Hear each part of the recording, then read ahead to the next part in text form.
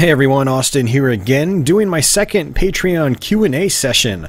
This is sort of a long overdue video, much like the first one, but not quite as long overdue. I actually recorded this earlier in the week, and I sat down to edit it, and I had recorded it after I got off work, and keep in mind, I haven't really been getting a whole lot of sleep this past week, and I was looking at myself, and I was like, oh my god, I look so run down, like, and my video was pretty rambly as well, so with that in mind, I was just like, you know, I should probably like hook this up with a better microphone, because when I do the face-to-face stuff, I use the Blue Yeti now, which doesn't sound nearly as good. But also combined with the rambly nature and me sounding like a wreck, I was just like, let's do it all over again from scratch. So we're gonna do another Q&A session. You guys will not be able to hear the first one I had originally recorded this week, but we're gonna try to give this another go. Also, a slight change is I'm not doing it face-to-face now because of that. I don't have to set up lighting. All I have to do is just, you know, feed you guys some gameplay footage. Most of you guys are gonna be listening to this in the background anyway, so I don't think looking at me is super important. Although the next one I will try to do face-to-face again, and I'll try not to be so burnt out when I go to record it, so you guys can see me. So yeah, I'd like to give a big shout out to the few people that actually ask me questions on Patreon.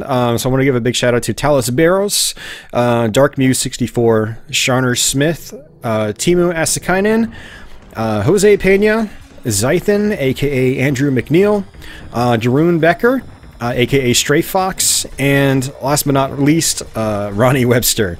So yeah, thank you guys for asking me questions. I've actually cherry-picked questions from everyone. I answered questions from everyone, but some of you guys gave me a lot more questions than others, and so as to sort of keep this from being like an hour and a half or 2 hours long, I've basically cherry-picked probably about 10 to 20 questions, and we're just going to be sticking with those. So I still have all the other questions in a document, so there's the possibility that I might compile Q&A session number 3 just without even needing any more questions. For those of you guys that do back on Patreon though, feel free to ask me questions anytime. If we can keep constant back and forth of questions going, I will be happy to keep doing these videos for you guys. But without questions, it's kind of hard to do these videos unless I just kind of sit down and start talking about myself, and that's just super awkward to me. But I also don't want to be that guy that's just like, hey guys, it's that time of the month, ask me questions. Like, I don't know, that sounds kind of narcissistic as well, and well, I think everyone could be a little narcissistic at times. I try to hold that back. I try to, you know, pull that back, and I don't want to go full on narcissist. But yeah, if you guys ever have any questions or anything, feel free to shoot them my way, either in the comments or shoot me a private message on Patreon. You can do that as well if you guys ever have anything that you want to know. Of course, there's always Twitter. It doesn't have to be in a Patreon Q&A session. I also have, you know, Twitter. Some folks out there like Sharner Smith have reached out via Twitter and just asked me some questions. And if you have like a legitimate question, you need help with something, I can totally help you out there as well. Like, he asked me a question on Twitter, and hopefully I was of assistance. So, but yeah, without further delay, let's get into the very first question. And that question is, do you feel you have the same urge to play games as you had 20 years ago?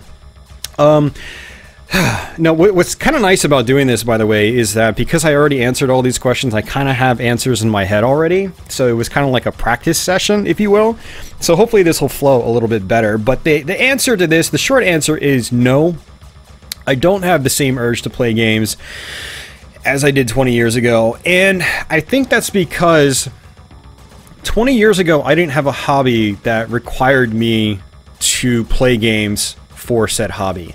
Like, I had websites and things like that, and they would be video game oriented. I'd talk about the games I played, but I wasn't playing the games to talk about them on the website. The website was just there for me to just talk about whatever I felt like. Whereas YouTube now, it's more like a job, and I have to constantly play games even when I don't really want to, or I have to constantly play games I don't really want to play. Whereas, like, I might rather be playing other games, but I have to play these games instead, you know, for videos. You know, since my channel revolves around retro games, I'm always playing. I'm trying to look at the next game to Let's Play and things like that. And You know, sometimes that involves games I don't really want to play. Some games I want to play might be really long games, and really long games aren't really good for my Let's Play format. Sometimes they can be good for the live stream format, but I can't focus on practicing a really long game for the live stream if I don't have any Let's Plays prepped. Let's Plays are like priority number one. And so if I'm not ahead of schedule on those, I can't practice a longer game for, say, a live stream or something like that. So, so because this is kind of turned into a job, or it's got that feeling of being a job, it's not like I'm making a lot of money here. You know, you guys are pitching in via Patreon, and I get a little bit of, you know, from AdSense and sometimes some super chats, but, you know, all things combined, it's barely making a dent in my overall, I guess you could say, you know, earnings. But I still treat it like it's a job, and it feels like a job now because this is all I do outside of work. And so I don't really come home and say, hey, I've got the urge to play whatever, you know, I'm gonna come home and play Sega Saturn, and it doesn't really work out like that. It's like I come home, I look at my Let's Play list, I think to myself, okay, I should probably practice this game, that game, that game, and it's just turned into a routine now to where, like, I don't even really feed the urge to play games like I used to. It's there still a little bit. Like, I'll come home, so rewind a little bit earlier to the beginning of this week. I came home Monday, practiced 3 NES games for Let's Plays, and then the next day I practiced some more again. And then the day after that, I was just like, okay, I practiced games for 2 days. Let's play some Doom now on Twitch. And so I came home, I streamed Doom on Twitch, and then the next day I came home and I streamed Doom on Twitch because that's what I wanted to play. Particularly Sunlust, which is a Doom 2 WOD, which is very, very difficult. But it was satisfying for me to go through it. So sometimes there's that, but for the most part, the urge isn't there because I'm kind of like chained to this whole YouTube thing, where I can't, it's very difficult to break free of that chain, if you know what I mean. So it kind of dictates my gaming, whether I've got the natural urge to do it or not, unfortunately. So that's kind of where we are right now. You know, if I change things up in the next year or two, I don't know, maybe some natural urge to play games just by myself will come back, but YouTube has definitely gotten in the way of that, and then live streaming has become such a habit that I think that's also kind of eaten into it, and so maybe I should maybe start toning back on like Twitch specifically. YouTube streaming I think is fine because it at least builds towards my YouTube channel, which I want to continue to see grow. I want more people to watch it. I want more people to hang out and chat with me, and I want to meet new people and things like that. Whereas on Twitch, it's just kind of like, you know, I've got this very select group of people that hangs out, and then it's just kind of like us, and then there's not really much growth there on Twitch. So when I stream all the time on Twitch, it's almost like I'm not being productive. Whereas like if I'm on YouTube streaming, it's kind of like all those stats, you know, build towards like my overall stats of my channel, helps my other videos get recommended to people, and you know, I might get some subscribers and things like that, and my channel grows. Whereas on Twitch, it's just kind of like, I'm just I'm kind of killing time and not really doing anything with myself over there. So but yeah, maybe I should tone that back, and if I stream less and I have more free time outside of that, maybe a natural urge will come back, you know, because I stream way more often than not now, and maybe if I cut that back, I'd get that old urge again from 20 years ago. I don't know if that answer made any sense, but I hope it did. So question number 2 is, do you think your reflexes are the same as when you were younger or when you were a teenager? That was actually the question specifically. A thread on Atari Age came up a couple weeks ago asking the same question, and I answered on that thread that I don't think my reflexes are quite as good, but my skill has improved significantly in other areas. So a good example is I think about what's happening on screen in different ways now than I did before, and it's helped me get through very, very difficult games and get through games I've played for just the first time much easier than I have in the past.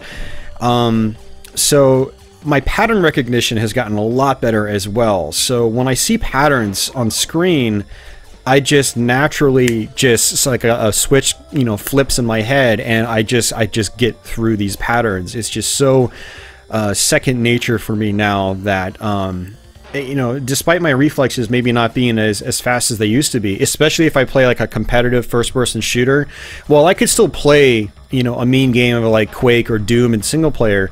If I play multiplayer, especially like Quake Champions or, you know, the newest Unreal Tournament or something like that, you know, I can hold my own, but I'm not that top-ranking player like I used to be. You know, I'm not nearly as fast with the really, you know, pinpoint precision aim like I used to be, and so those are reflexes. You know, that's precision reflexes. With those games specifically, my reflexes definitely are not there. Maybe I could get back. Maybe I can get them back if I constantly played them, but I don't. You know, again, this whole YouTube thing, I don't even have the time to constantly play them, even if I wanted to. But again, so many other things I've improved at, you know, strategies and so forth. I don't rush into boss battles and fights and just go gung-ho right away. Like, you know, say like a Ninja Gaiden game or something like that. And back in the day, I'd go to a boss fight, I would just wail on the boss as quickly as possible, and it wouldn't work, and I'd die, and I'd have to do it all over again. And I would go back in with almost the exact same strategy, and I don't do that anymore. Maybe a couple of times, just to see if it works, but I won't do it 20 times like I used to. Like, I'll start mixing things up. So in Ninja Gaiden, you can climb on walls. Maybe I'll hang on the wall just to see what the boss does. You know, I'll sit and watch the boss, see if there are any discernible patterns, things like that. I do that now. I didn't do that back in the day. So when I got quote-unquote good at a game back in the day, a lot of times it wasn't because I experimented, it was just because you could just kind of like power through a game. Like, you could just kind of like just bull rush a game. And, you know, some games you can do that. Super Mario Brothers is a good example of a game where you can do that. You can just hold down the run button. As long as you know where to jump, you're probably good. There are very, very few parts in the original Super Mario Brothers that you actually have to stop at. And hell, even if you know, if you really know what you're doing, you probably only have to stop like once in the entire game. Maybe even not. I think speedrunners have gotten it to where they can just go through the whole thing without even stopping once. So my reflexes are definitely not where they used to be, and but everything else is improved big time. And so as a result, I've gotten much better as a player, even though I might not be quite as fast as I used to be. So the third question is, what is your favorite co-op game? And I want to give a disclaimer here. I don't actually really like co-op games that much. I know that'll... a lot of people I know really, really love co-op games, but I don't, because I always feel like the person I'm playing with is kind of a liability, and it really hurts my enjoyment of the game. It's very self-centered, I know, and it's very selfish, but maybe it's because I played so many single-player action games, and games that were probably meant for co-op, like say Final Fight or beat-em-ups like that. I've always enjoyed taking them on solo because there's more for me to do.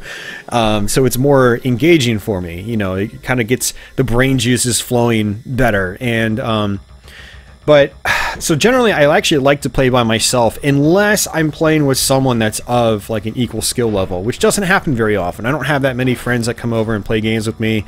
And, you know, of the ones that do, I probably only know one person that's at the same level as me, you know. And it's great when I play with him. It's awesome. And I'd like to do that more often. But, you know, we've all got different schedules and things like that, so it's hard to do so. But for everyone else, when I do play co-op games with people, I'd say my favorite is Gauntlet Legends and Dark Legacy. I just have really good memories of Legends specifically in the arcade because I played it religiously at our local Namco arcade in Manassas, Virginia, for probably about 6 months to a year back in 2001, 2002-ish, and you know, just had a blast with it. And as such, I got all the console versions, I played through all of them, I still go back to it once every couple years and do a full run, and it's just it's fun. And I've played it with my brother. Generally, my brother and I, we don't play games together very well unless it's like Bust a Move 2, you know, Puzzle Bobble. Basically, we just really, you know, that one really clicks for us. We can go toe to toe with that one, but Gauntlet Legends is one that we enjoy playing together, along with Dark Legacy and things like that. And so yeah, I would definitely say that's one of my favorite co-op games. That is my favorite co-op game, because that's the one that I've played with a lot of different people. I've enjoyed it regardless of their skill level. Maybe part of that is because in Gauntlet Legends, it's almost like I enjoy taking care of the team, because a lot of people haven't figured out Gauntlet Legends. They don't realize that there's actually rhythm and rhyme to a lot of the things that happen, like the archers and the bombers and guys like that. Using your super attacks to clear out screens, and so I can almost still play it like it's single player, even when I have people playing with me, because they'll just go in and bum rush enemies and get killed, or just lose a lot of health, and I'll sit back from a distance and try to, you know, I'll be that guy that picks off enemies for them, and I'll clear out rooms when they don't know to, and it's still satisfying for me, I think. It's still satisfying for me, and I think that's why I still enjoy playing that with other people. So hopefully you guys enjoyed that answer as well. Question number 4 is, have you ever fantasized, perhaps as a kid, of making your own game? What kind of game would it be?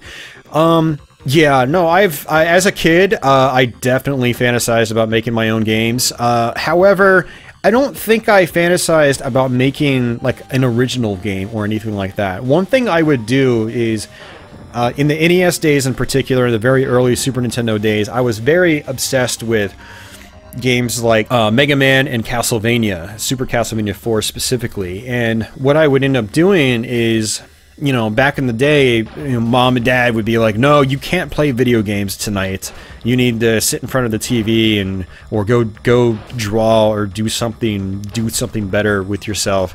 The video games weren't always an available option for me. Like, we had a Nintendo Entertainment System. I had a Sega Game Gear at one point, and but they didn't allow us to play them. They didn't allow my brother or myself to play them all the time. And so, you know, there were times where my mind was always on video games, and so I'd sit and I'd jot out levels like for a Mega Man game, and I'd create my own original Mega Man characters. And I even like made like little board games, you know, kind of like I don't know, Candyland, but with Castlevania, you know. And I would, you know, draw those, and I'd have the Medusa as like the third boss, and then Death would be here, and then you get to the end and it's Dracula's castle, and it's just like roll a dice, and you know, your character hops across 3 or 4 squares or whatever the dice roll was. Yeah, so I did stuff like that. I will say, like, I definitely daydreamed about game development going into like middle school and early high school, but it was no more than that. It was just daydreams. There was a point where like I was daydreaming about like making a Splatterhouse remake or something like that, because at the time in like probably 96, 97, you know, that series had been out for a few years. You know, it had been done for a few years basically, and I had gotten really obsessed with it, and I really wanted to see another one. So I was like, I'm gonna learn programming and make a Splatterhouse remake. And of course, I didn't do anything. I think I learned a couple lines in QBasic and started making like a text adventure, and then that's as far as I ever got. I should actually continue on with that.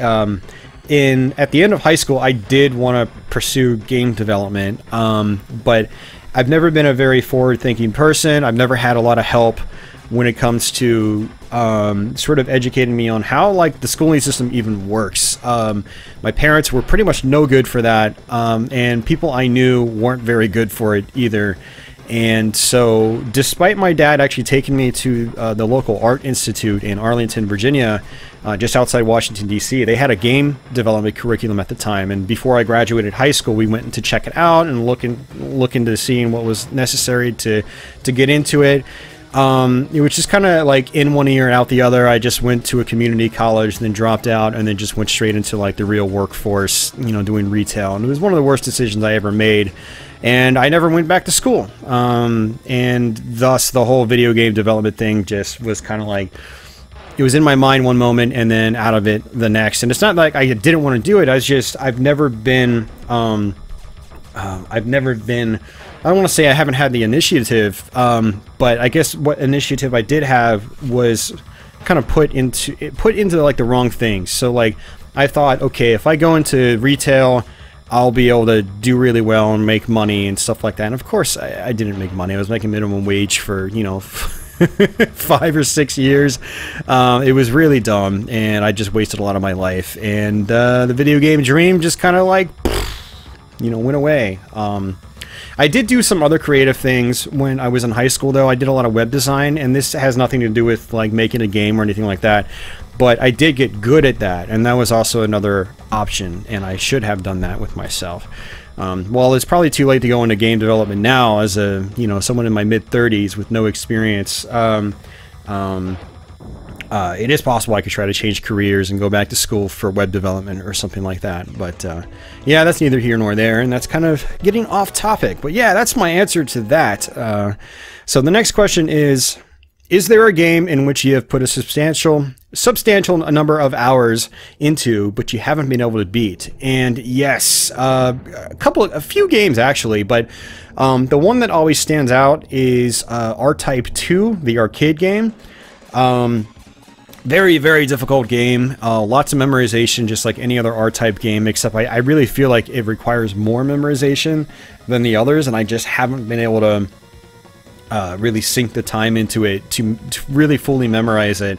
The farthest I've gotten is about stage 4, which has these enemies come out that drop blocks behind them, and some of the blocks can be destroyed, others can't, and if you don't do it right, they pin you in, you slam into them and you die. And even if you get past it, you get to the boss, and it's like a puzzle boss, and it's super easy to die, and it's a mess, man. I can't. That game I've been trying to work on since the late 90s, since R-Types on PlayStation came out, which has R-Type and R-Type 2 on it, the arcade versions. You know, the second best is I've been able to do Super R-Type on Super Nintendo, as you guys have probably seen some Let's Plays of. But that's only got a few levels from the arcade game, and they're the levels that I don't really have that much trouble with. It's the levels not in Super R-Type that are in R-Type 2 arcade that I have a lot of trouble with, so that is definitely the one that really stands out for me. What is a system or game from the 8 and 16-bit era that you discovered later in life that you wish you had experienced as a kid?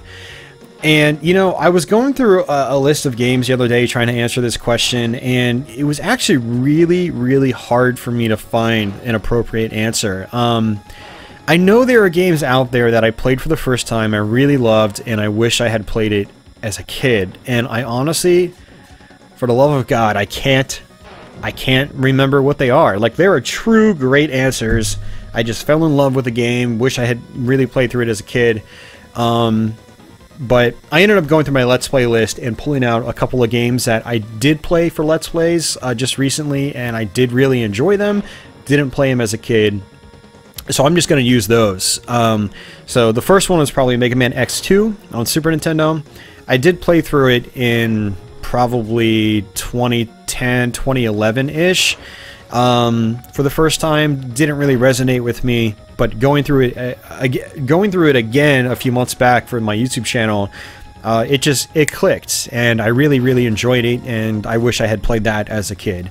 I was a huge fan of Mega Man X1 as a kid. If I played X2 as a kid, I probably would have loved it. It probably would have been amazing to me. Another one is Batman on the Game Boy. I actually really, really enjoyed that. When I did a Let's Play on that about almost 2 years ago now. It was a lot of fun. Great music, good gameplay. Definitely wish I had played that back in the day as well. There are some other games as well, but I'm kind of drawing blanks at the moment. But yeah, those are a couple right there. So, and if I ever come up with any others, maybe I'll revisit this question in the future, so you guys can get a little more insight. So what is or was your favorite 80s cartoon series? And that's an easy one. That's Teenage Mutant Ninja Turtles, TMNT. Yeah, well, that was one of the... I think that was the only series that my brother and I actually had on VHS tape. Like, we actually bought a bunch of the VHS tapes for that. Or my parents bought them for us because we were too young to really buy them ourselves. So that was a late 80s and early 90s cartoon, and man, we just loved that cartoon. It was so much fun. We would just watch them over and over and over and over again. And we watched a lot of cartoons growing up. Remember back then, and I'm guessing they probably still do it now, you know, on certain channels, but back then there was the Saturday morning cartoon. So starting very, very early in the morning, almost like every main, you know, local channel would air cartoons for hours on Saturday mornings.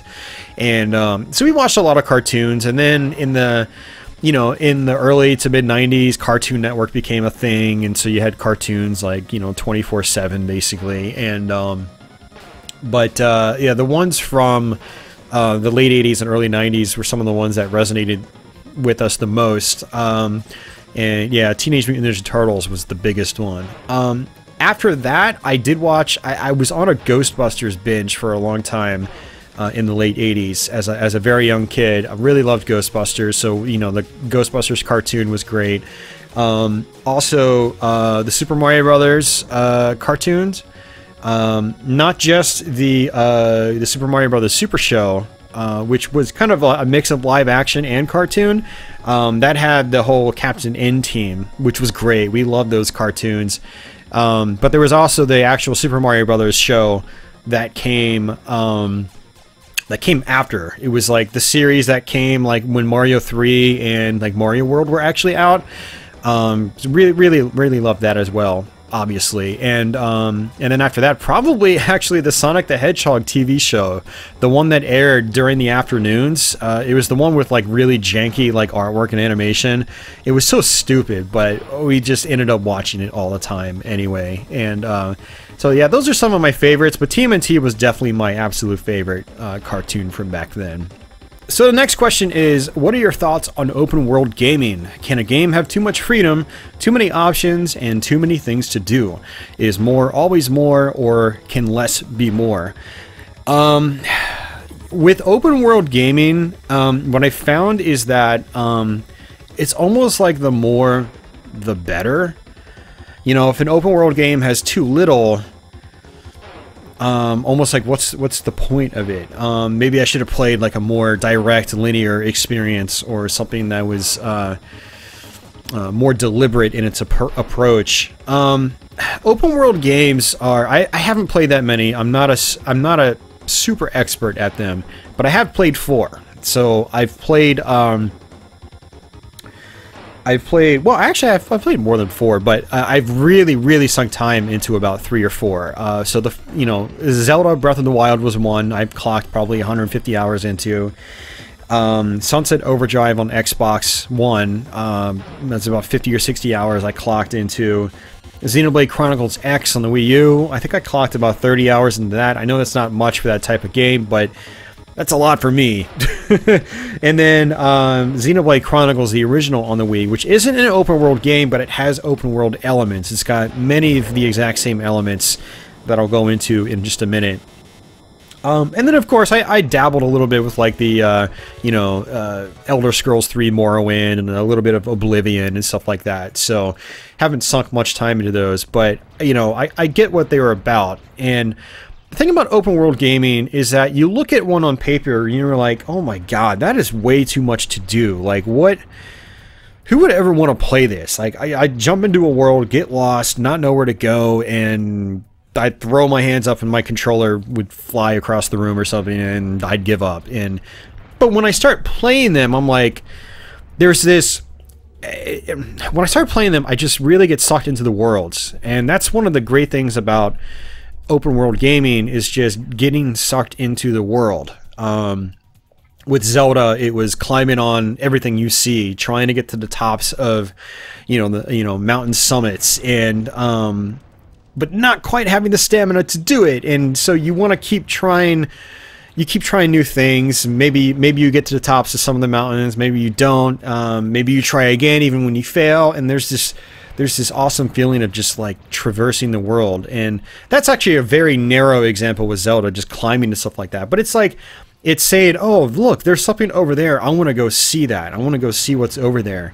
And kind of one thing that gets you to do that in an open world game is having all these little things to do. So little side quests and whatnot. So in Sunset Overdrive, and you'd have all these like little collectibles you can get, and the game would track all the collectibles.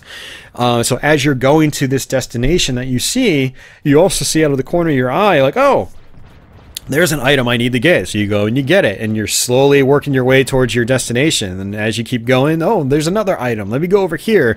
And you get sidetracked a little bit. And it's like, okay, wait, I got the item. Now, instead of continuing to go this way, I need to go back the other way because I'm supposed to go to this destination. And it's just like, there's this constant like carrot on a stick mentality with open world games. And I used to think that was a really bad thing, but then I started playing them and just getting sucked into them. And in a way, it's almost like more, maybe better, because it's these little things. A lot of them might not have a huge impact on the outcome of the game. Like, you know, you might complete a side quest, and the character, if say an NPC says, "Oh, thank you. Here's 500 experience," or something like that. It's like, oh, whoop-de-doo, but it kind of like kept you in the world, and that's one of the things about open world gaming that's great. It's like you just get absorbed into the world. I don't get absorbed into the worlds of side-scrolling 2D action games or things like that. Maybe Castlevania Symphony of the Night or Metroidvania to a light extent, but they're still very flat. With open world games, like I'm there almost in a way, especially the ones that are like first person, or the ones like Sunset Overdrive or Breath of the Wild that throw you way high up into the air, and you know you can see down below, and you actually kind of get this feeling like you're actually high up in the air. And it's just being in the world and traversing it that's so much fun. Every extra thing to do just kind of keeps you there, you know. And ultimately, you're kept there by your ultimate decision to keep playing. But those little carrot on a stick moments, which is tons and tons of moments, even in Breath of the Wild, it doesn't look like there's a lot of that, but trust me, there is a lot of that. You know, every time you kill an enemy, they drop items. You can resell those items. That's a little carrot on a stick thing. Oh, I just got these items. I can go make money off of them. Or, you know, you get on top of that summit and there's a tiny little rock, and you pick it up and there's a Korak seed. There are like 700 Korak seeds in the game or something crazy like that. Or, you know, you hear a little, you know, tink, tink, tink sound, and you know, that's the notification that a shrine is nearby, and you want to find that shrine. And so you were about to go to bed because, you know, I think I've had enough of this game today. But that little carrot on a stick, it's dangling in front of you, just out of the corner of your eye, and you go and you do it. But you enjoy it, you know. And so it can less be more in an open world game. I don't know, man. Maybe if it's designed a very specific way. It's tough. I mean, without that carrot on a stick constantly, I feel like they're not as interesting, because then you've just got a big open world with nothing to do in it. And I think balancing that would be very difficult. And I think one way to balance a huge world is by having tons and tons and tons of quests and items and little things you can find in it. And I think that's kind of part of the appeal of the open world game. Of course, there are different types of open world games as well. I mean, you got more realistic, down-to-earth ones, like, you know, Grand Theft Auto now. You're driving cars and things like that. The ones I've really enjoyed, though, are the ones where, you know, it's not super realistic. Like, Sunset Overdrive is technically, like, takes place in, like, a modern environment, but it's like, been obliterated by zombies and stuff like that, and so there is no like moving traffic or things like that. But you're wall running, you're air dashing, you're like, you know, grappling off like, you know, street signs and stuff like that, and just grinding on rails and power lines while shooting guns. So it's it's kind of like an open world game meets, you know, third person shooting, which was an amazing combination for me. You know, it's being in the world and playing that is really fun, but the little constant little things to do and get and whatever and collect just kind of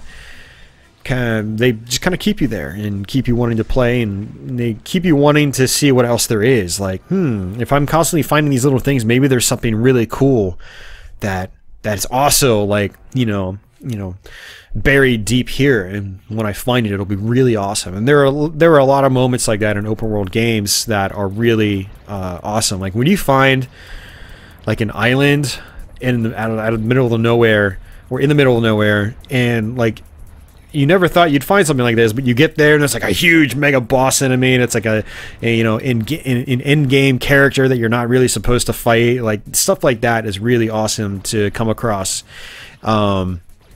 And I had a couple moments like that in, say, like Breath of the Wild, and I had several moments like that in the original Xenoblade Chronicles on the Wii, which again wasn't really open world, but it had open world elements. There were some areas you'd go to that are totally like, this is totally out of like an open world game, you know.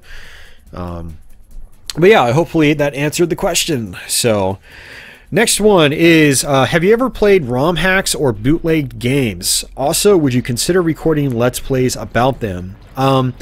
I have played some ROM hacks. I have not played many ROM hacks.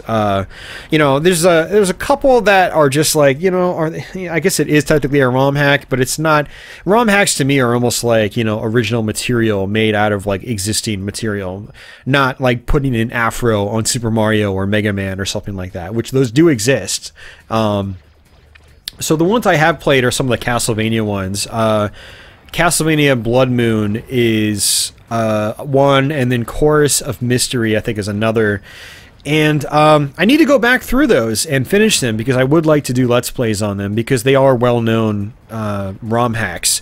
There are some great Super Mario Brothers ROM hacks, apparently, as well as Super Mario World and stuff like that. I would like to dive into, but I just haven't gotten around to it. But you can definitely see some Let's Plays of those in the future once I do actually get to them, absolutely. Next question is, will you ever consider playing a modern game on your channel? Of course, absolutely. I mean, I have. I've done live streams on multiple modern games now. I did Dark Souls and Dark Souls Remastered. I did an old casual look at Sunset Overdrive on Xbox One. Of course, nobody watched it, because nobody in my channel really cares about modern games unless it's Dark Souls.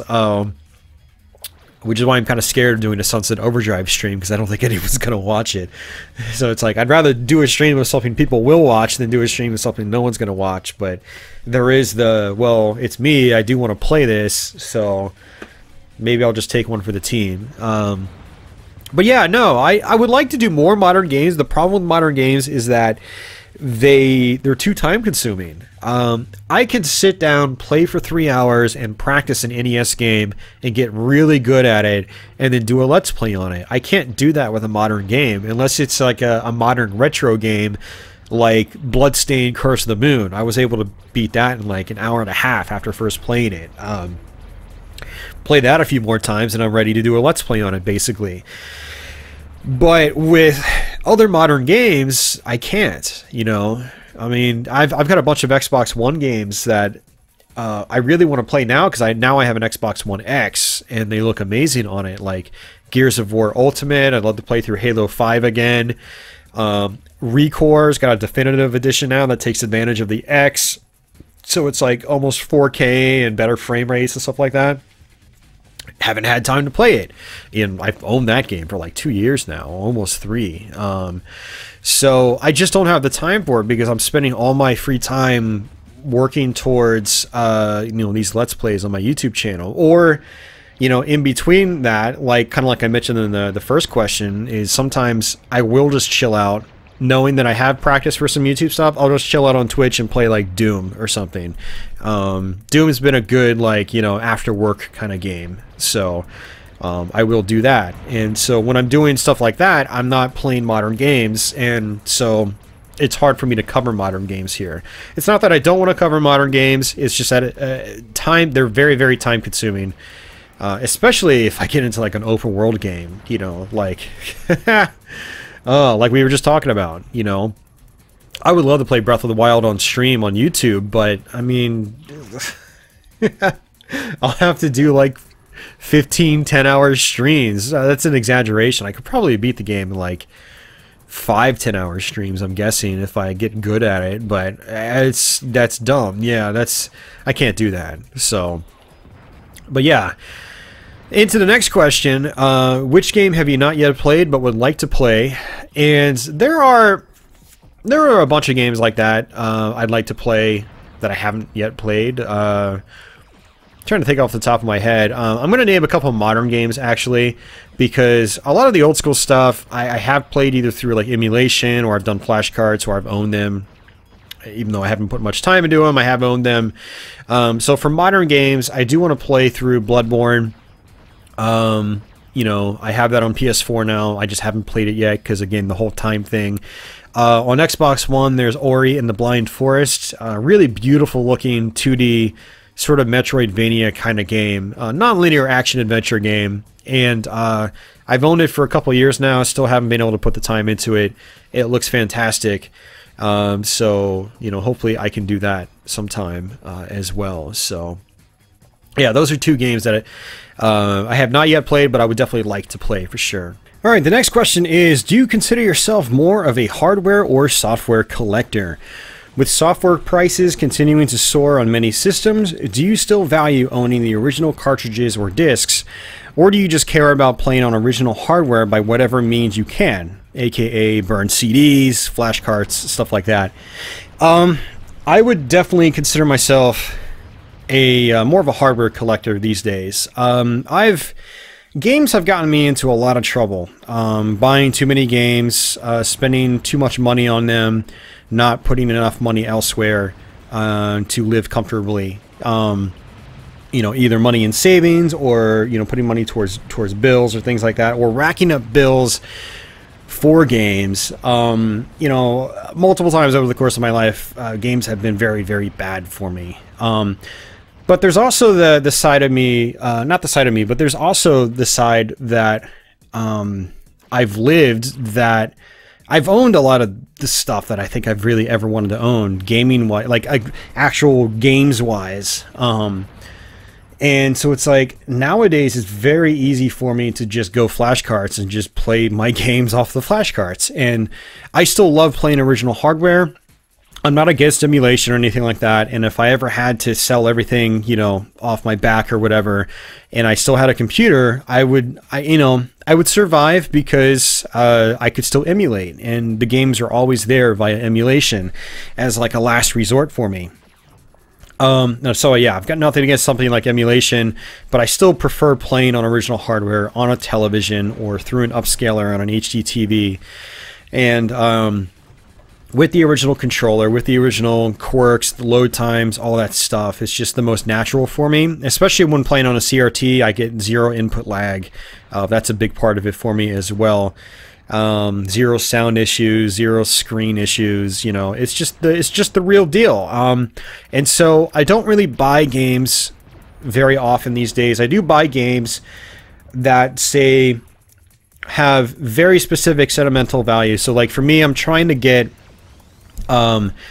collect boxed copies of pretty much every home version of Doom released in the United States, and then some variants. Like I picked up the Japanese 32X version just because it wasn't really that expensive. So I've got the US 32X version and the Japanese one both complete, sitting next to each other, of Doom. And so there are some things like that I want to buy, or I have bought, that I still have. I also have like a little, you know, I have a decent little big box PC collection, because there's a lot of nostalgia in a lot of those, you know, mid to late 90s games, PC games specifically, MS-DOS into early Windows 95 into early Windows 98 and XP.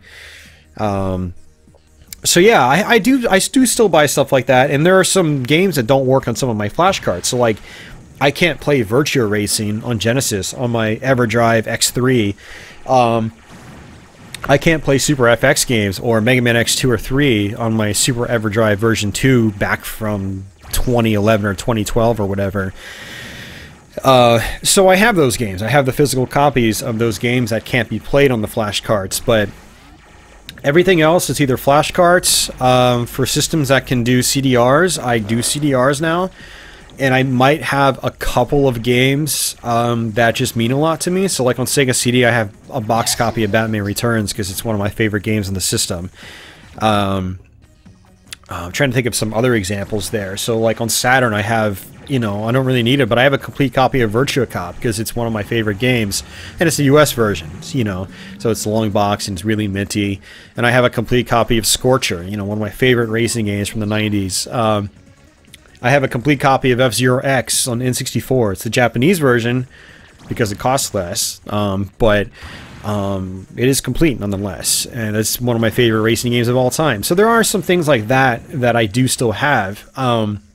And then platforms like the PlayStation, PS2, Xbox, GameCube, stuff like that, where it's a little bit harder to just play backups. I do still have, you know, physical discs. I probably still have about 100 Xbox games. I probably still have about 80 to 100, not quite 100, probably like, you know, 70 to 80 PS2 games. I've downsized a lot of my PS1 games, but I probably still have about 50 PS1 games. You know, I can't make copies of those because I don't have a modded system. And even if I did, I think like playing PS1 backups is too much of a pain. So there's also like the convenience factor as well. You know, if I really wanted to play other things, one thing I could probably consider is just hacking my PSP and playing them on that. I mean, it's the emulator there on PSP is fantastic for PS1 games, and they run at 240p if you go through components. So it's just like, you know, if I really wanted to hack a PlayStation, maybe I should just use a PSP instead. But yeah, no, totally. I still like to collect hardware. Most of my consoles are boxed and complete, unless they're just really obscure consoles that are tough to get complete. So like, I have a Nuon, you know, Toshiba SD2300. It's probably next to impossible to find those things boxed. In the box, it's just super generic. It's just, you know, those came in like, I think the Toshiba models probably came in just some like generic DVD, you know, like some generic tan like DVD player box. It was just super generic, and so like no one held on to those. There was no, people didn't think there was going to be collector value to that. So yeah, some of my more obscure systems I don't have complete, but a lot of my stuff that is a little more common in North America, I do have complete. I like having all my consoles complete in box and with manuals and stuff like that. I don't really care about all the flyers and things like that, so I'm not trying to pay top dollar just to have, you know, every little teensy tiny little flyer or baggie with the console. But I do want the system. I do want, like, you know, the styrofoam or cardboard packaging on the inside, in the box and manual, and you know, a console that's in good shape with, you know, the proper accessories and whatnot. So technically, I guess I am a bit of a hardware, like an actual hardware collector, but money's also been really tight, and so I haven't been able to buy some of the hardware that I really want. Like, I want to get another Neo Geo AES box complete. I'd love to get yeah, man, I need another Atari 7800. I have the box and everything already, but I destroyed my last system. That's a story for another day. And there are some other things like that I want as well. I love a CDI again, so I can do some YouTube stuff and stream it, box and complete. There are other things as well, some being a lot more expensive. Like I mentioned in the first Q&A session, a Sharp X68000.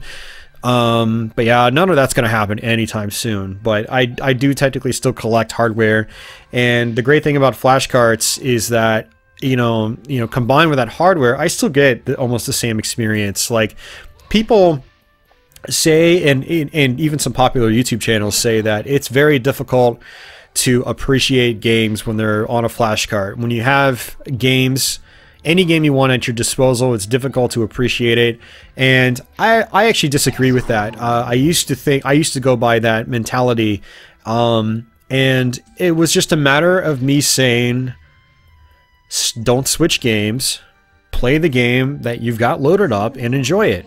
And once I started doing that, there wasn't any problem. Oh, you've got Battletoads loaded. Well, keep playing it. You died at the 3rd level. Okay, whatever. try it again, just like you would if you had the real cartridge in. I mean, it's just a mental thing, and if people can't get over that mental thing, that mental roadblock, I think that's a personal problem.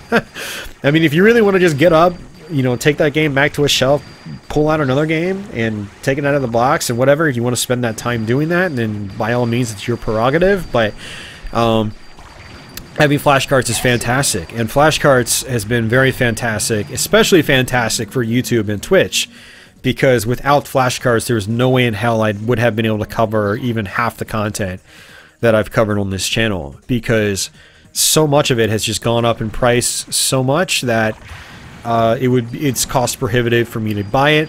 Especially in my current living situation, financial situation, I pay way more for living costs than I should with my current salary. Now, I can make ends meet. I do make ends meet, you know, on a monthly basis, but I've got a lot of debt and stuff like that as well, which kind of like, you know, kind of pulls me down. You know, it's this huge ball and chain, and so I can't buy games. If I buy games, it's a really, really terrible decision. So flashcards have absolutely saved me from, you know, even having to worry about buying games. Now, don't get me wrong, there still is that little urge in there that wants to go thrifting, or wants to go to like the used books and movie store, you know, across town to see what cheap deals they have. But I have to talk myself out of it. It's like, dude, it's nice having some shelf fodder, but shelf fodder is not going to get you through life, and it's not going to really make you even feel better. Like, you know, there's a warm and fuzzy feeling you get when you get a good deal, or you find a game you really, really like, especially when it's boxed and complete. I've always been, you know, about those boxes and manuals, but that's all they are. They're just shelf fodder. And this isn't like, you know, to take a stab at anyone that does collect. If you can collect and be happy, then I think more power to you. But collecting for me, I think actually becomes more of a burden than it doesn't. Like software collecting. So in a way, flashcards have kind of like gotten me in a healthier direction, if you will. I still have to cut myself off, though. I still have to cut myself off from buying games, but having flashcards has made it easier to not buy games. I just have to, you know, tell myself, don't buy stuff, Austin.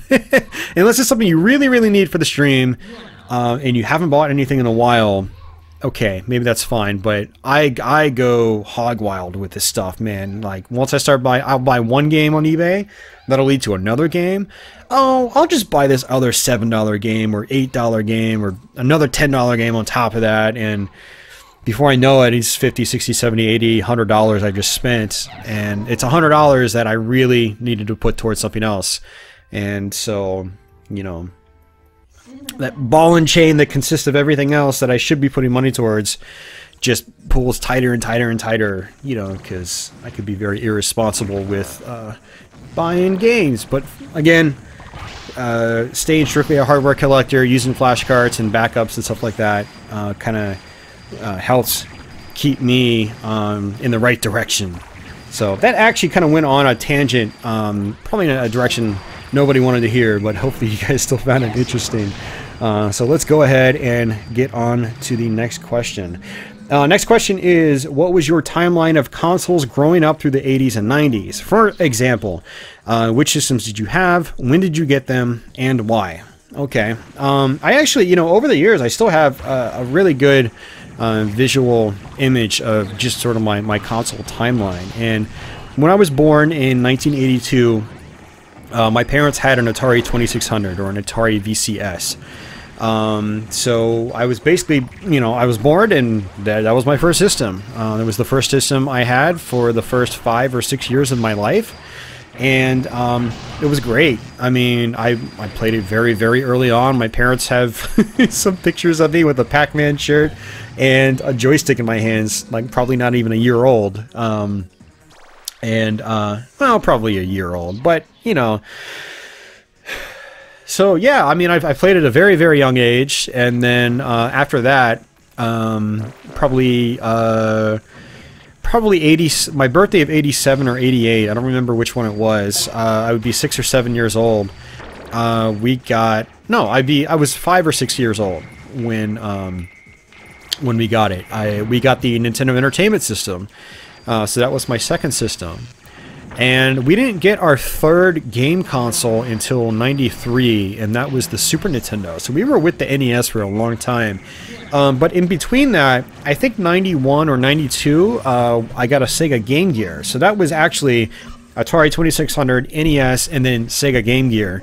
I think I wanted a Nintendo Game Boy. I think I probably asked my parents for a Game Boy. And instead of getting a Game Boy, my parents had a tendency of doing this. You know, I'd ask them for one thing, they'd end up getting me something else. And it's not necessarily that that other thing was bad. So like in the case of Game Gear, it was I don't know what my parents did, but they tend to be pretty logical when buying things. And they were probably at a toy store or a game store or an electronics store talking to associates about stuff, because my parents are those people. They walk in the stores and they want to talk to someone. I'm just like, I can't go shopping with them to buy appliances or anything, because like they want to sit there and talk with someone for an hour, and it's just like, oh my god. I'm the kind of person that goes in, reads labels, compares prices, and nowadays we'll go on like Amazon reviews or something and just make a decision right there. I don't need to talk to anyone. But my parents probably went in, like, heckled with someone, you know, for like an hour, and they probably talked them into a Game Gear. My parents probably saw it, and they were like, oh, it's color, you know? It's not that much more expensive. Why would you get a black and white one when you can get a color one? Not thinking about, like, battery life and stuff like that, but they did give me an AC adapter with it. So they probably talked to someone, you know, that was like, you're going to want this AC adapter if he's going to be playing it at home, or if you guys go to family campgrounds, which we always did back then. We'd go to family campgrounds with our trailer. There'd be, you know, electrical hookups and stuff like that. So my parents would be out, you know, at the campfire or going out and doing something, you know, in, you know, the nature, the natural environment. And I'd be in the trailer playing Sega Game Gear, you know, with the AC adapter plugged in. And, yeah, so Sega Game Gear was actually my third system. And then after that, we got a Nintendo Game Boy. You know, the one I originally asked for, my brother ended up getting it. I think actually Game Gear was probably 91. Game Boy was probably 92. No, actually Game Boy came after the Super Nintendo. Okay, yeah. So Super Nintendo was 93 after the Game Gear. Game Boy was 94 because we got Link's Awakening with it. It came bundled with Link's Awakening. And then later that year, the Super Game Boy was out. We got the Super Game Boy for Christmas as well. I believe it was 94 when we got that. I'm pretty sure it was 94. That actually was really interesting because that set me on sort of a different course that I wasn't really anticipating. So I was kind of an entrepreneurial kind of kid. I was the kind of kid that would like go and ask people to, like, if I could mow their lawns for like $10 or something, or I'd be at the top of my street at rush hour selling like lemonade. We'd make fresh lemonade and bring it up, and people would buy it. I'd work my butt off doing stuff like that to buy like games from my neighbors. Like some of my neighbors down the street would sell me NES games for like $10 a pop back then. That's how I got my first Mega Man game. I got a bunch of games like that back in the day, you know. But yeah, we got the Super Game Boy, and then like a year to year and a half later, the same neighbors down the street I used to buy NES games from, they had a Sega Genesis Model 2, and they wanted the Super Game Boy really badly. And, you know, my brother and I, we loved it, but we also had regular Game Boys. And so we traded them the Super Game Boy for the Sega Genesis Model 2. And this is when Genesis Model 2s were like $100 still, brand new in stores, with Sonic 2. And yeah, so I got my next system after the Game Boy was a Sega Genesis Model 2. Came with Sonic 2 and Outrun. Fantastic games. I probably got a third game as well. I don't remember what it was, but that got me thinking. And a year later, not even a year later, I think it was just like a few months later, for my birthday, I ended up talking my parents into buying me a Sega CD. And this was 95 or 96. I forgot which it was. I think it was actually birthday of 96. So I think I got the Genesis in either late 95 or early 96. And then my birthday of that year, I got the Sega CD. Loved it, man. I loved the Sega CD. Still do. And then a few months after that, the start of the school year in 8th grade, which should have been 96, I got the 32X. And I got the 32X because it was being liquidated. It was being liquidated, and it was like $30 brand new. It might have been $20. A lot of sources say it's $20. I remember it being 30. Maybe I'm wrong, but it was super cheap, and it came packaged with Virtua Fighter, and it was amazing. I loved it too. Still like the 32X. I don't like it. I don't love it like I love the Sega CD, but I do still like it, and I have a soft spot for it because for 20 or 30 bucks, man, you could not beat that. You get a hardware add-on and an awesome game. That was impressive because you had nothing like that on the Genesis. In between, actually, you know, before that, I got the Virtual Boy. I always forget about the Virtual Boy. I mean, you guys are probably laughing like, well, duh, it's the Virtual Boy. But I really, really liked the Virtual Boy when I had it. I think I actually got that over that summer. I traded in a bunch of stuff at a Funcoland and ended up getting a Virtual Boy. And funny story about that is that the store associate was trying to talk me out of it. He was trying to get me to buy a PlayStation. Of course, I mean, they knew better, but my dad was even like, you know, you don't have enough money to buy a PlayStation, but I'm willing to front like the rest of the money for it. And I was just like, nope, I want the Virtual Boy.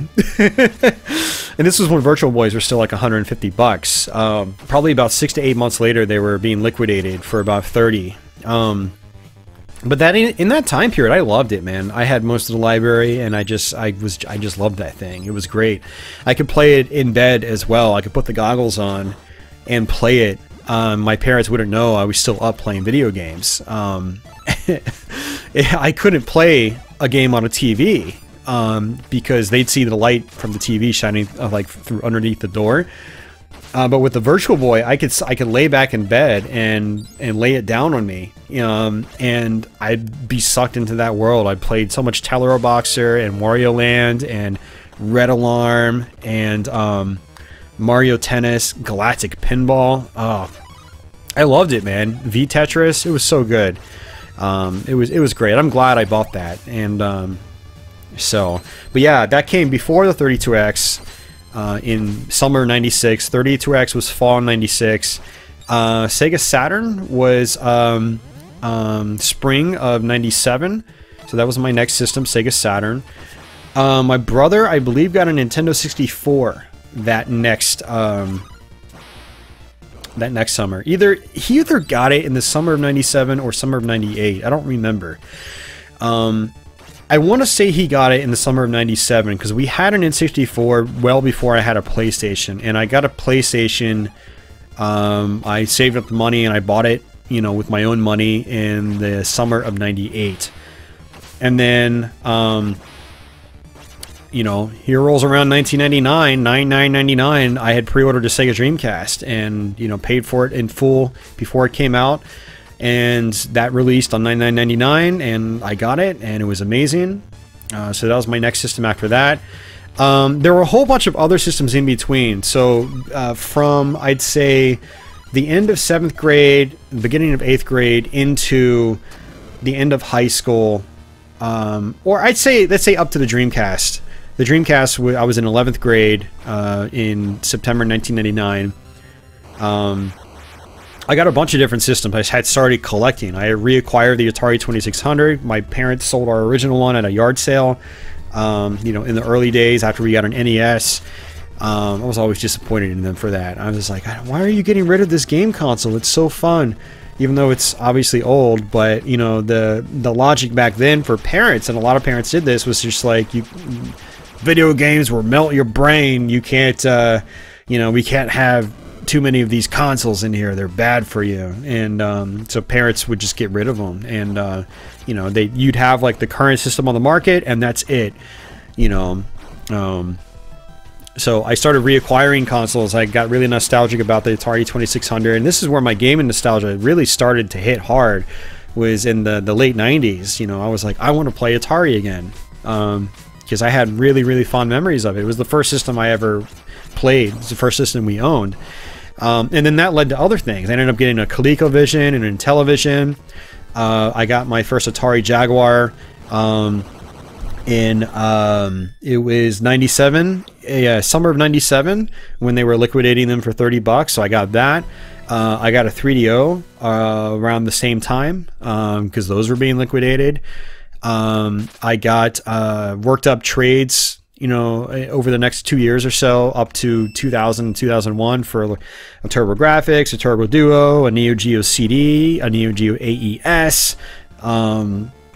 That's something I really regret getting rid of. I had a boxed AES, Neo Geo AES Gold system with the 2 joysticks, a game, US version. Those things are worth like thousands of dollars now, like no joke, like two grand probably for one of those things. It's so stupid. I traded it for a PlayStation 2. You live and you learn, right? Other Golden Age stuff I had gotten in that time period, from like 97 to 2000, 2001, like an Odyssey 2. I already mentioned the Intellivision and ColecoVision. I think a busted 5200. I got an Atari 7800. I had an Atari XE gaming system without hookups. I never knew if it worked or not. I don't even remember who I gave it to. I had a busted Commodore 64. Ended up getting an Atari Lynx and an Atari Lynx Model 2. A Sega Nomad. What other handhelds did I get? You know, Game Boy, Game Boy Pocket, Game Boy Color. Ended up buying a brand new Game Boy Color at the end of high school. Then a Game Boy Advance. Game Boy Advance I got just a few weeks after it came out in North America. So, original Xbox I bought on launch day, because it just amazed me. PlayStation 2 I bought in mid 2001, when it was still hard to get them. That was when I traded my Neo Geo AES for it, because I never used the AES. It just kind of sat in a corner because games were really expensive. So regret it though, because the PlayStation 2 is worth like 50 bucks now, and an AES box like I had, the gold edition, 2 grand. Yeah, that was I could hammer on about that regret all day. Ended up getting a GameCube, and I'd say GameCube in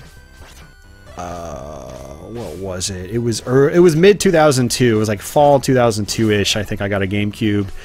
Man, what else was there after that? There wasn't really much after that until the Xbox 360, which I bought on launch day. Yeah, I think I'm just gonna stop there, because I've had almost like every mainstream console. I'm trying to think of a single mainstream console I have not owned, and I can't think of one I haven't owned. Oh, I didn't mention the Master System. I got that in, I think, 97. I bought a used Master System. Never owned a Master System 2 though. That's one of those ones I haven't owned, but it would be cool to have. I got variants of all these consoles: Genesis Model 1, Genesis Model 2, Genesis Model 3, Sega CDX. These are all things I acquired in the late 90s when I started collecting hardware. And but yeah, I think that's probably more than enough for that question, but I hope you guys enjoyed the answer. Next question is actually related to my YouTube channel. It is, how many hours a week are you putting into your channel? This includes gameplay, behind the scenes practicing, filming, equipment testing, scripting in dialogue, editing, etc., etc. The scripting and dialogue and whatnot, that doesn't really... I don't really spend a lot of time doing that these days, because I haven't done a scripted video in a long time. I have scripts that need to be finished. I go back and I look at them, and I look at them for a couple minutes, and I'm just like, I don't even know where to start with this, and the writer's block is still there, and I just give up, and I just go and I focus on the Let's Plays. So that part currently doesn't take a whole lot of time. But when say if this was like a few years ago, where I did scripted videos at least once a year, at least, it would take a while. It would definitely take a while. The script writing is the worst part for me. I could spend weeks and weeks and weeks on a script, just doing it bit by bit here and there. and just not make a whole lot of progress. And I mean, it feels like an eternity for me when I write scripts, like from start to finish. And that is by far the longest part of the process, because I want every little sentence and word to be just perfect. And unfortunately, like, even if it is perfect, it doesn't sound natural. And when I do record the script, it still doesn't sound natural to me, and I end up being disappointed with the outcome because I don't have a ton of practice at voiceovers and stuff like that. I would like to practice more, but it's the whole script writing aspect that kind of holds me back from that. And it's easier when people just give me scripts. Like, you know, I think like a year ago or a year and a half ago, I did a video for Stray Fox for Donkey Kong Country, and it was just like, it was so refreshing just being able to read and not have to write the damn thing. The writing the script is the hard part for me. Everything else is not easy. It's just, everything else is just time consuming, like the video editing, which I actually really enjoy the video editing, because that's where I get really creative. I don't get creative writing a script. You know, writing a script is like writing an essay to me, and I hate writing essays. It's not that I can't write it, you know, it just, I just don't enjoy it. And I'm the kind of person that's very critical with my writing, and I don't even know if the writing's any good. But I like the video editing because I always go in with a blank slate, and I always end up coming out with something new and unique that I'm always very happy with in the end. It's the script writing part that's hard, and the part I'm usually not the most satisfied with. So, but that was a tangent. That was a totally different tangent that I probably shouldn't have even gotten on. But back to the main question at hand is, how much time do you spend on everything else? And for the Let's Plays and live streams and stuff like that, it really depends on the week. It varies from week to week. It depends on how far ahead of schedule I am. And so like right now, I'm not ahead of schedule. I'm basically doing Let's Plays, you know, week by week, which is not how I like to do it. I like to be ahead of schedule by at least a couple weeks. You know, have 2 or 3 Let's Plays already ready and uploaded on my channel, just marked as unlisted, and I can just give them to you guys week by week, and that gives me a few weeks to breathe, and a few weeks to before I have to start worrying about practicing again for the next one. But I'm not there right now. So in weeks like this where I'm not there, I'd say it's probably anywhere from 20 to 30 hours. I'd say I'd probably put into this a week. And it depends. So like, if we go back a full week and just calculate all the time I've put into my channel. So let's say tonight. Tonight is Thursday as I'm recording, so technically it's Friday morning. I've been up all night because again, I work overnights, and so I try to stick to my sleep schedule and work schedule when I'm even on my days off, which today is. I did a YouTube stream where I played Painkiller on the Xbox. We ended up going through the entire game. It took us 7.5 hours. So that's 7.5 hours. Now there's going to be more of that. There's going to be another hour or 2 on top of that. Later today, once it goes live, like once the archive is published, I have to go through and get time codes, and I have to share it on social media, and I have to, you know, do stuff like that. That'll take another hour. So say 8.5 hours for that stream. Now I'm recording this. So this is going to be another, probably, let's give this 3 hours. It's probably going to take me an hour to an hour and a half to record it. It's going to take me an hour and a half to edit it, because this isn't going to have any special editing on it. So this one should be pretty quick. I do have to listen through it again, though, to make sure that like all the sniffles and stuff like that are chopped out, or a lot of them are chopped out and whatnot. So, you know, let's say 10 hours between this and the live stream there. Well, if we go back to the beginning of the week, so say today is, let's say today's Thursday. You know, because this is still like my Thursday night. I woke up late Thursday night, did my stream, and it still feels like Thursday to me. So we're going to go back 7 days to that Thursday, the previous Thursday. So I did 10 hours tonight, which is the stream, and then this 3-hour, you know, Q&A project. That's not counting video rendering. So this project's going to take like hours to render, but I can do that while I sleep. So it's not a big deal. The previous 2 days on Twitch, I did not play anything for YouTube. I just played Sunlust, a Doom 2 WOD, and I played that, you know, for probably 6 or 7 hours between the 2 days. Probably more, actually.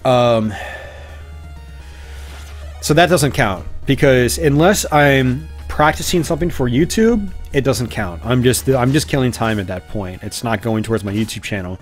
But we're up to 10 hours already, thanks to the Thursday stream and now this. Previous to those 2 days where I just played Doom, the previous 2 days I played NES games on Twitch to practice for YouTube specifically. It was an NES Let's Play practice session, as I call them when I stream on Twitch. And I played for 3 hours the first day, I played for 3 hours the second day, so that's another 6 hours practicing strictly for for Let's Plays. So that's 16 hours. The time before that, I did something else, was Saturday. So we're not quite back a full week yet, and we're on Saturday. I did a 8-hour long stream playing Holy Hell for Doom 2. And that was a YouTube stream. That was a surprise YouTube stream. So that was 8 hours. So that puts us up to 24 hours. And we're not even back to Thursday yet. So if we go back to Thursday, I ended up doing an Outrun 2006 Coast to Coast stream on YouTube. So that was 2.5 hours there. So that puts us up to 28.5 hours. Not counting, I could say 29 because, you know, there I had to do the time codes. There wasn't really much of time codes there. But I had, you know, make sure it was right, publish it, and do all that nonsense. Let's just say 28. I'm just going to make it 28 flat. And after that, I actually went on Twitch and I practiced Holy Hell for the Saturday stream. And God knows how many hours that took. I streamed like crazy that night on Twitch. I just played so much Doom that night. The first few hours were Holy Hell. I know I played at least 3 hours of Holy Hell on that Twitch stream, and that was to practice for YouTube Saturday stream. So I was practicing for YouTube. And so last week, when you calculate all the time, oh, that's not even it. So I did 3 hours of Holy Hell after my Outrun stream on YouTube last Thursday. So that puts us up to say 31 hours because I was practicing that finishing up that WOD for 3 hours was for the YouTube stream on Saturday. I wanted to make sure I was good in practice. So that puts us up at another 3 hours at the 31. Friday, I recorded a Let's Play. I totally forgot I recorded a Let's Play because, again, I'm doing these Let's Plays on a week-by-week basis right now. I'm not ahead of schedule. That took me... So the Let's Play was actually really short, but I had to do it like 3 times. So it was like a 20-minute Let's Play times 3. You know, so that's an hour. But then there's the editing and the rendering and all that stuff. Let's say that took another hour. So that puts us up to 33-ish hours last week. You know, we're not too far off from full time there, you know, all that. And if I wanted to really tack on, like, you know, Twitch as a part of this, like, not the Let's Play practice, but just random Twitch stuff, like me just playing Doom randomly on Twitch, you know, that puts me into full-time territory easy. I mean, this is basically all I do outside work right now. Yeah, I mean, it's good to try to do short streams every now and then, because, you know, it'll save me time. It means that I can finish a stream early and then I can work on other stuff or just actually relax. But, you know, the last couple of weeks I've had some really long streams both on YouTube and on Twitch, and I've started doing some more Saturday streams again on YouTube, which I'll probably do more of because chances are I'm just going to stream anyway on Twitch. I might as well just do it on YouTube, you know, for a lot of the reasons I explained earlier. Plus, you guys probably enjoy it. But, yeah, that's, I'd say, honestly, 20 to 30 hours is like, seems like the average week for me when I'm not ahead of schedule on the Let's Plays. And, yeah, when I'm not ahead of schedule on the Let's Plays, 20 to 30 hours seems like the average. I'd say more on the lower end is probably more realistic on a consistent basis. Like 30, almost, you know, in the mid-30s is kind of, I don't want to say it doesn't happen that often. It definitely happens often, but it's not a weekly thing. It's definitely not every week. But if I start doing more Saturday YouTube streams, the numbers will be higher like that on a more consistent basis. So, yeah, do you guys have any other questions about stuff like that? Let me know. I did want to mention that if I do a scripted video, though, once the script is actually done, it probably takes anywhere from 30 to 40 hours to put a video together. Because it's a lot of editing. It's very time consuming. You know, you've always got to render a video, you know, test it. Oh, realize there's a mistake, and then go through and change it. So there's like this final, like, putting on the polishing touches process that takes a long time.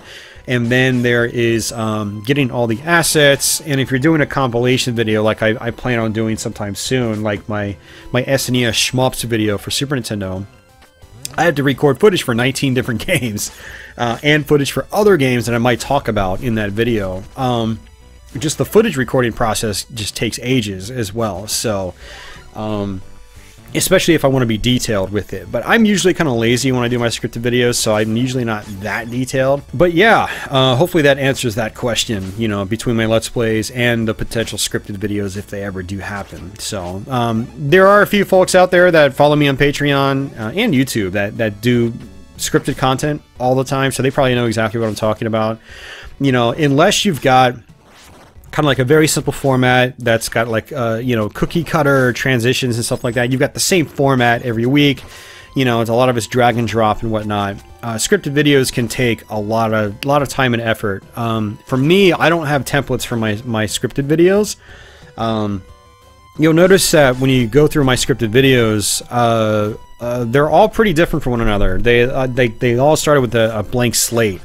And the transitions and stuff like that, and the overlays and whatnot, and what images I have, they're concocted on the fly. I don't have a storyboard or anything like that. So, you know, I might have a couple notes in the scripts, but for the most part, it's just all improvised on the fly. So, and that's time consuming. You can't just, you know, imagine something and just make it happen. A lot of times what's in your head doesn't actually work in reality, and you have to come up with something new. And so I end up just doing everything new from scratch, basically. I don't, you know, I've got a couple ideas floating around in my head, but it usually doesn't work out like that, and I improvise, and it's a lot of fun, actually, when I do improvise like that. So, alright, next question. This is actually our final question.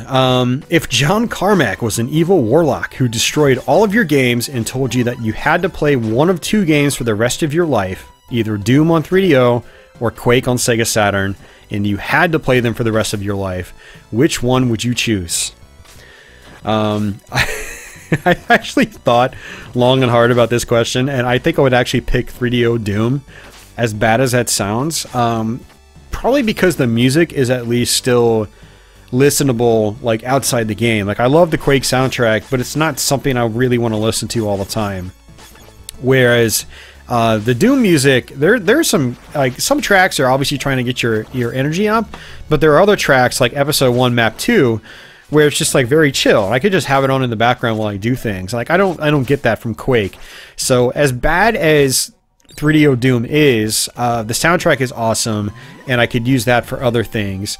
But also, it is still Doom. I can shrink the screen size down and have a whole lot more fun with that than have fun with Quake on Saturn. And if I had my FrameMeister hookup, I can use the zoom function to make it go full screen. So it's full screen, semi-playable 3DO Doom. I know, I'm really reaching here, but yeah, if I had a choice, I would definitely pick that, because Saturn Quake gets a little more respect than it deserves. It's a real technical showpiece, but when you try to actually play the game, it's terrible.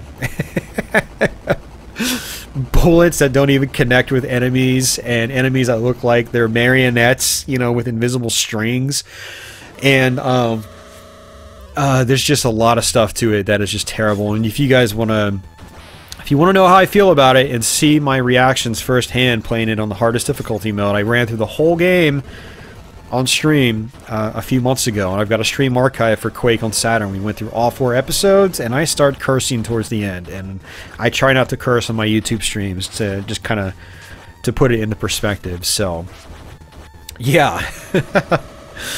So alrighty guys, that is pretty much it. I hope you guys enjoyed those answers. I know it was rambly. I hope you guys also enjoyed the gameplay footage, because since you don't have my burnt out face to look at, you know, hopefully you got to enjoy some gameplay footage too. Assuming you weren't listening to this in the background, I'm sure most of you guys were listening to this as you do other things. Thanks to everyone that's continuing to support my channel on Patreon. I know I don't do a lot of like, you know, Patreon specific content.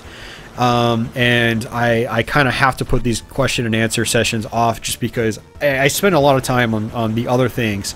So much time on the other things, and I still have a full-time job that I don't have time for like the Q&A sessions and stuff like that. I would like to do them more often, and we'll see about that.